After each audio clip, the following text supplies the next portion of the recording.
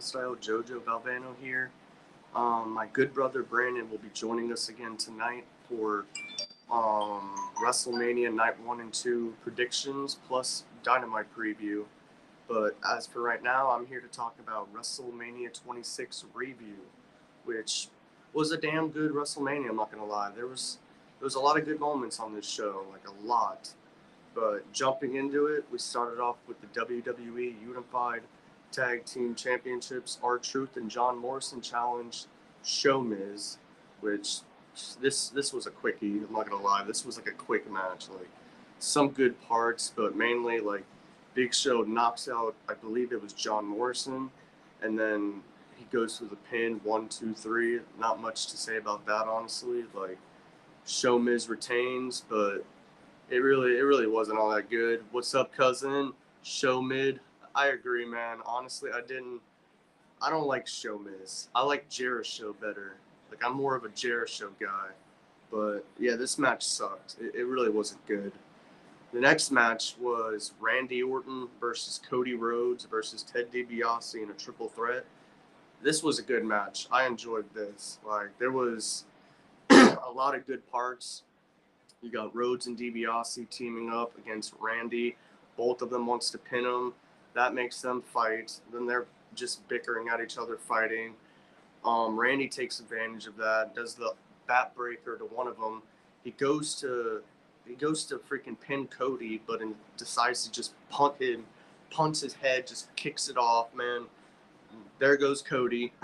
Ted DiBiase sees this and is like, "Oh shit!" Goes to grab Randy in like a chokehold.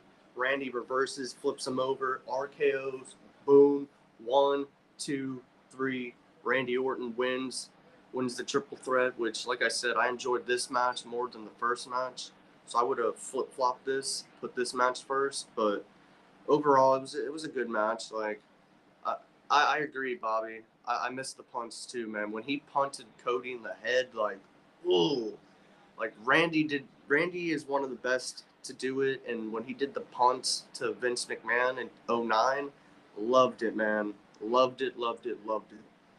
But next up, we have the final Money in the Bank ladder match to happen at WrestleMania, unfortunately. This would feature Kofi Kingston, MVP, Evan Bourne, Jack Swagger, Shelton Benjamin, who's the MVP of these matches. Like, he's always delivering. Matt Hardy, Dolph Ziggler, Drew McIntyre, Kane, and Christian. I believe it was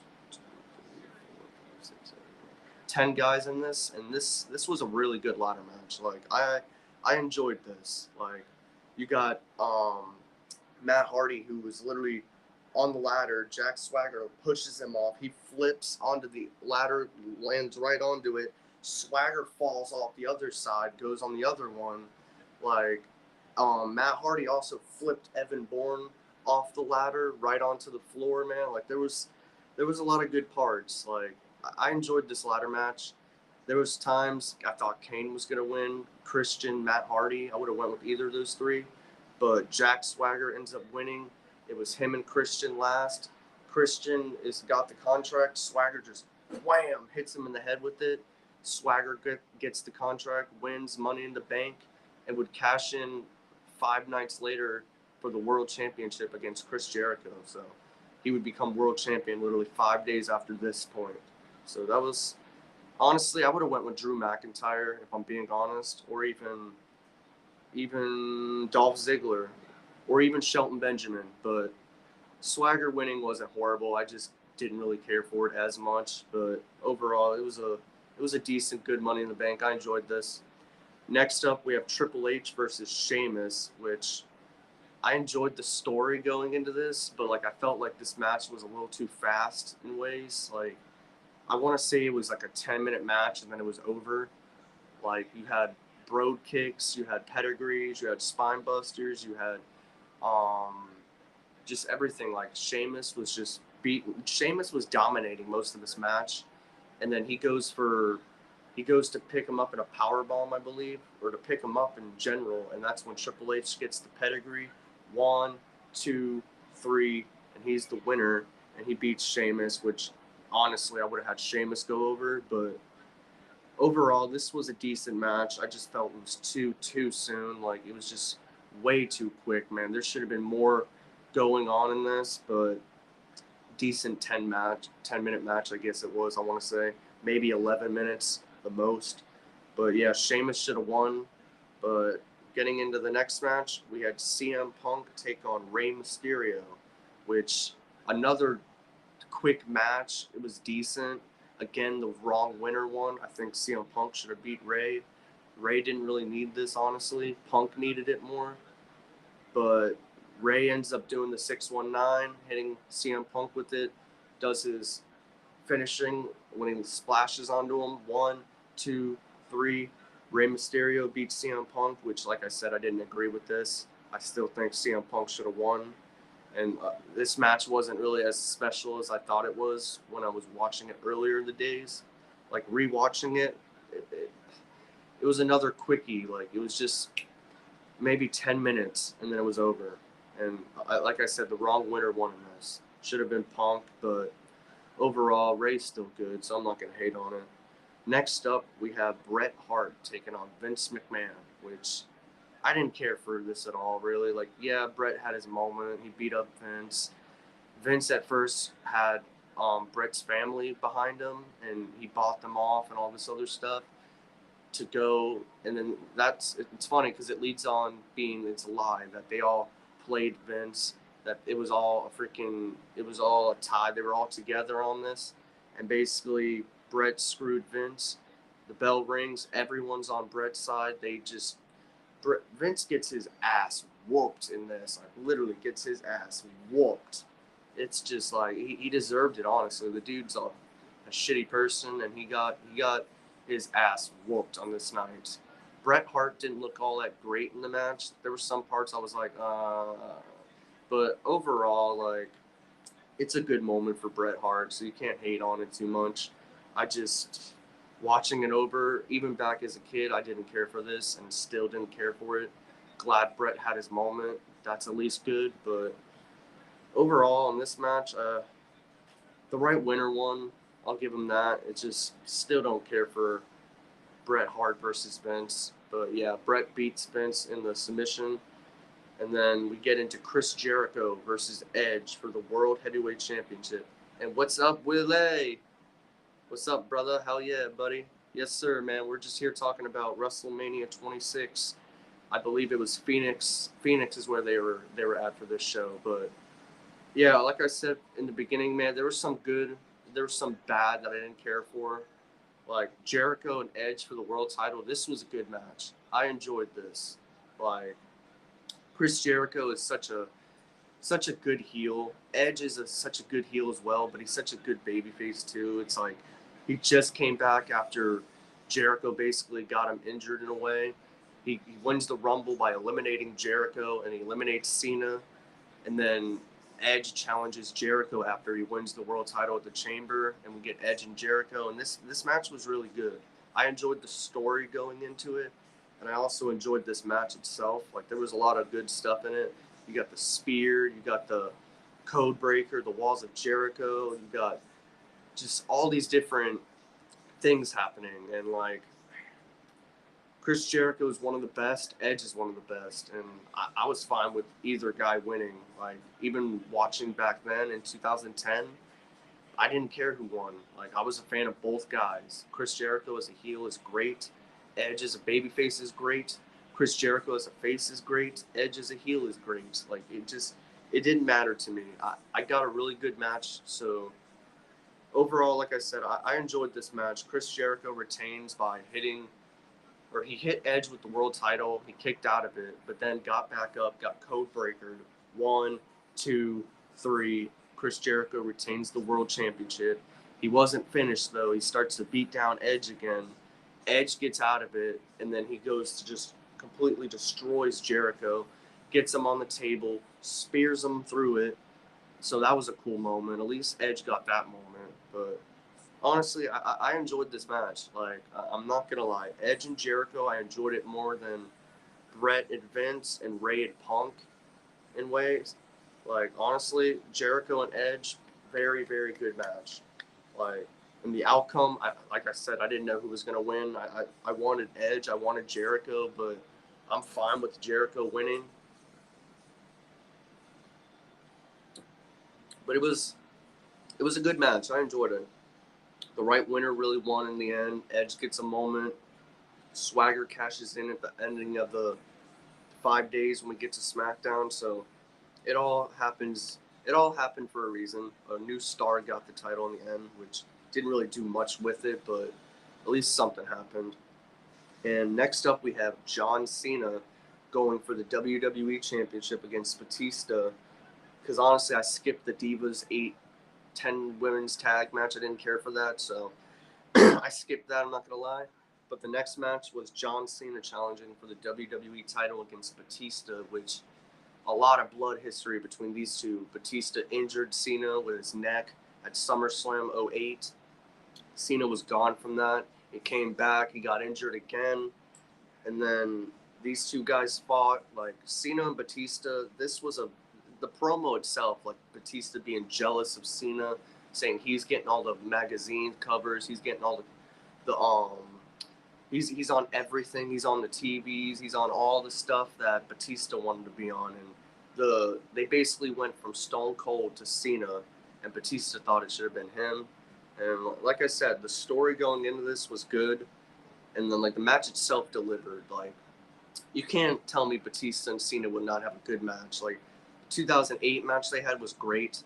This match I would say was even good too. Like, honestly, Batista hitting the Batista bomb, getting the Batista bomb from the top, doing the same move that he hurt Cena in the first place, did it again. Cena kicks out. He's like, Batista bomb. He goes to the Batista bomb for the third time.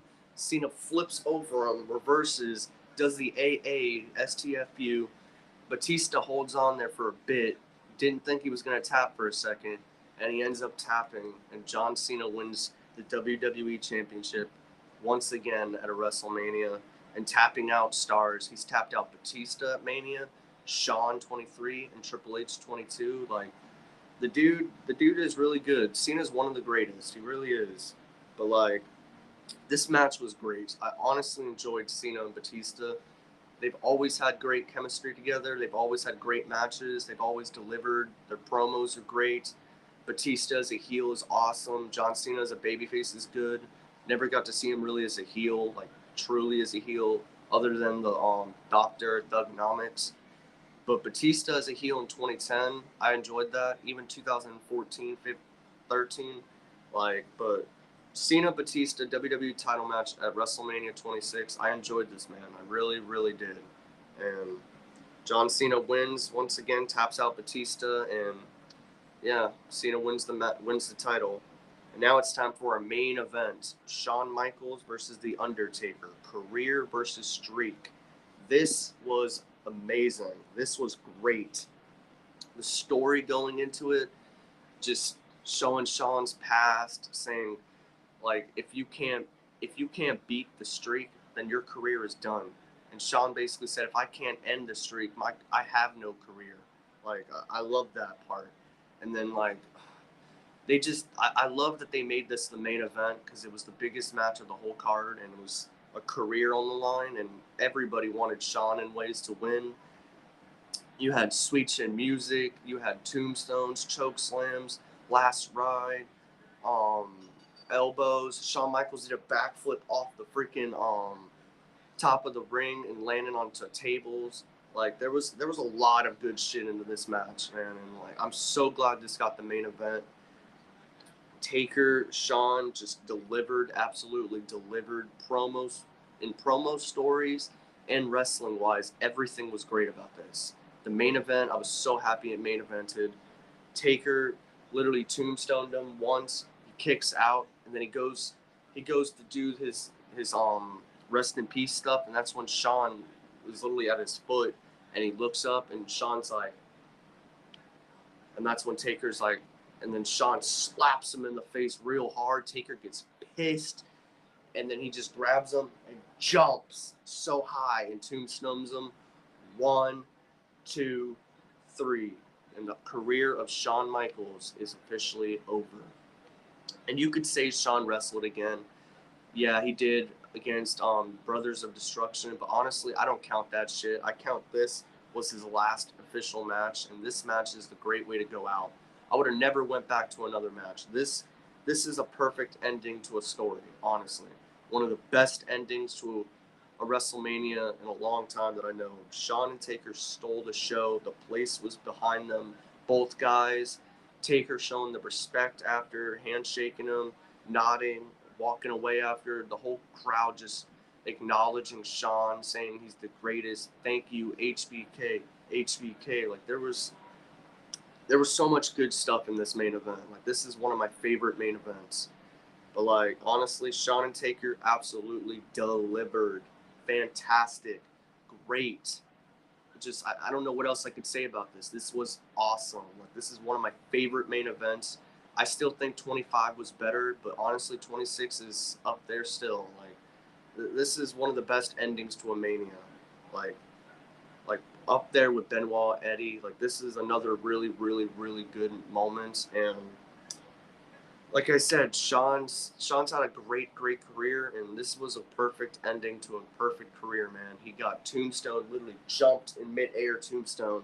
Taker handshakes him, nods to him. The crowd applauds him. He walks away, and it's the last symbol you see of him. He goes like this, and then he walks away. Like, thank you, HBK. Truly, like this is one of my favorite matches. Honestly, this show was good. Like there was a few things I didn't care for, like the women's match, and some of the winners shouldn't have happened. It should have been like Punk and Sheamus, stuff like that. But other than that, man, I enjoyed this pay per view. I would say this is probably I want to say 3.5, maybe even a 4 out of 5. Like I said, there was a few things I didn't like, but other than that, man, this was a good show. Like I enjoyed it. I enjoyed the whole thing. Like honestly, like a few things I didn't enjoy, but the most part I did. So that's what matters. But yeah, so that's WrestleMania 26 from Phoenix, and me and my good brother Brandon will be back on tonight for WrestleMania 39 predictions, night 1 and 2, and we also will have the Dynamite preview up as well. So make sure you guys join us later tonight sometime, and thank you for joining me. And make sure you leave a like. Make sure you press that like button, subscribe, tell a friend, help your brothers out. But we will be back on later tonight, and thank you guys. Peace out.